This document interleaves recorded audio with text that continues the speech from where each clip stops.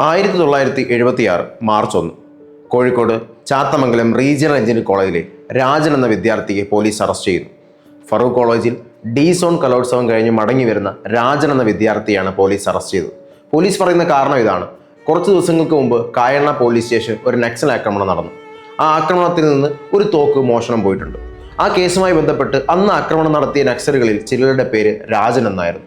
ആ കാരണം പറഞ്ഞാണ് ഈ വിദ്യാർത്ഥിയെയും പോലീസ് അറസ്റ്റ് ചെയ്തത്. അറസ്റ്റ് ചെയ്ത് നേരെ കൊണ്ടുപോകുന്നത് കക്കയം ഇൻസ്പെക്ഷൻ ബംഗ്ലാവിലേക്കാണ്. ഈ കേസുമായി ബന്ധപ്പെട്ട് പ്രത്യേക ക്യാമ്പ്. ഹിറ്റ്ലറുടെ കോൺസെൻട്രേഷൻ ക്യാമ്പിനെ വെല്ലുന്ന രീതിയിലാണ് അവിടുത്തെ മർദ്ദനമുറകൾ. രാജനെ വിവസ്ത്രനാക്കി. ക്രൂരമായ മർദ്ദനത്തിനിടയായി. രാജനെ ലാത്തി കൊണ്ടുരുട്ടി. അതിനിടയിൽ അവരെന്താണോ രാജനിൽ നിന്ന് കേൾക്കാൻ ആഗ്രഹിച്ചത് അതിനുവേണ്ടി പരമാവധി ശ്രമിച്ചു. ആ മർദ്ദനത്തിനൊടുവിൽ രാജൻ ഈ ലോകം വിട്ടുപോയി.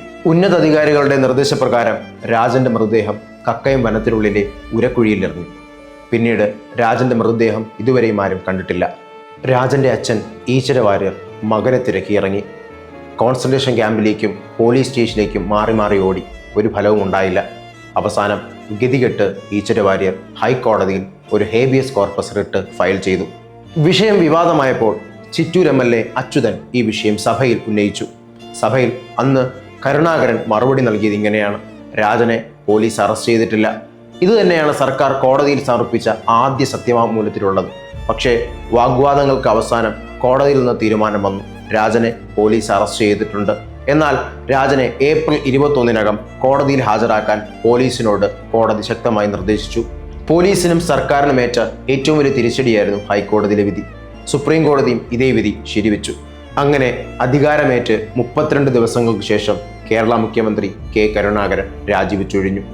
കേരള രാഷ്ട്രീയത്തെ പിടിച്ചുകുലുക്കിയ വലിയൊരു സംഭവമായി രാജൻ കേസ് മാറി.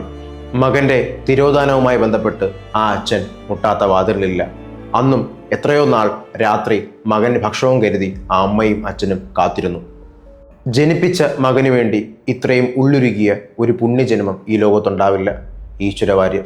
ഒരച്ഛൻ മകനെ ഓർക്കുമ്പോൾ ഒരു കാലത്തിൻ്റെ ചതിയും ഹിംസയുമാണ് ഈ പുസ്തകം. ഒരച്ഛൻ്റെ ഓർമ്മക്കുറിപ്പുകൾ.